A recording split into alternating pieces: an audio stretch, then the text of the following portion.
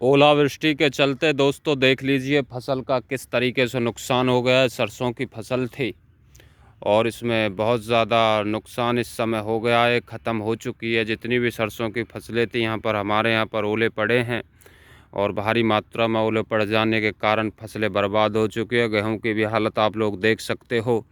दुख इस बात का है कि जिस देश के अंदर दारू महंगी हो, जिस देश के अंदर नशा की चीज़ें महंगी हों, जिस देश के अंदर पानी की बोतल की कीमत ज़्यादा हो, देखिए इसमें ओला पड़ने में सरकार की तो कोई कमी नहीं है, पर सरकार को इस चीज़ का दोष देना चाहिए क्योंकि किसान 6 महीने मेहनत करता है। जब आप कड़कड़ाती सर्दी में रात के 12-1 बजे घरों में सोते हो या तब आप अपने एसियों में सोते हो गर्मी के अंदर, तब किसान खेत में आपके लिए फसल तैयार करता है।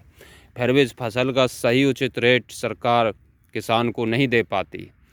गेहूं की जो कीमत मिलती है सरकार की तरफ से 20-22 रुपये, उस पर भी टैक्स, उस पर लेबर खर्चा, उस पर आढ़त का कमीशन और कहीं ना कहीं बहुत ज़्यादा टैक्स सरकार ले लेती है और उसके बावजूद 20-22 रुपये किलो गेहूं का रेट किलो पर मिलता है, यानी 2200 रुपये क्विंटल का।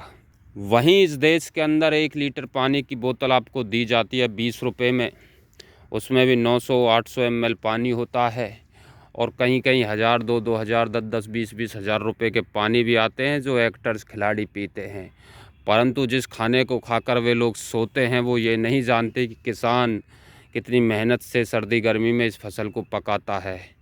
कई हज़ार किसान हर साल हर राज्य के अंदर रात के समय सांप, घेरा, जहरीली दवा जब इनमें स्प्रे करते हैं, किसान के चढ़ जाती है, उसके कारण अपनी जान गंवा देते हैं।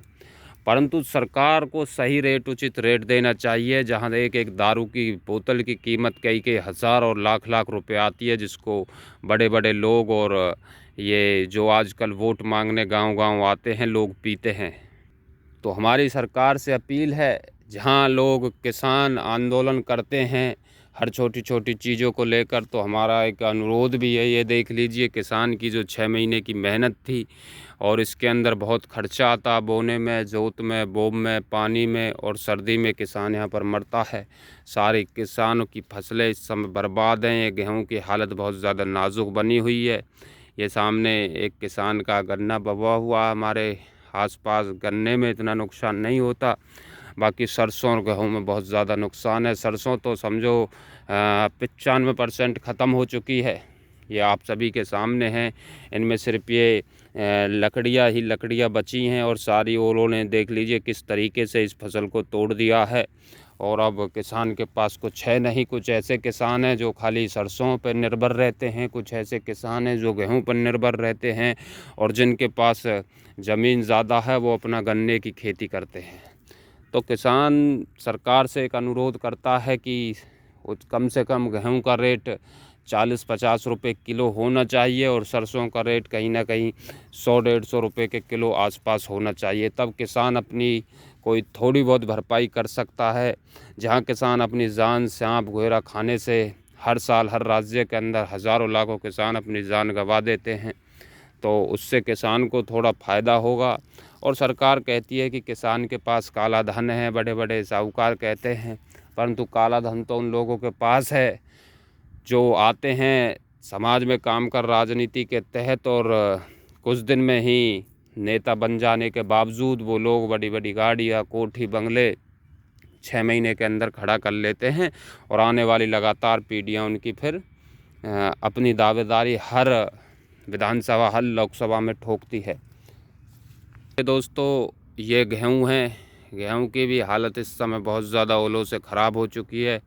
अभी इसमें पानी भरा हुआ है, धीरे धीरे जैसे धूप निकलेगी तो गेहूं सूखने लगा है, और अभी रास्ते भी बंद हैं बारिश के चलते, ओले पड़े हैं बहुत ज़्यादा। सरसों का तो बहुत ज़्यादा नुकसान हो गया है।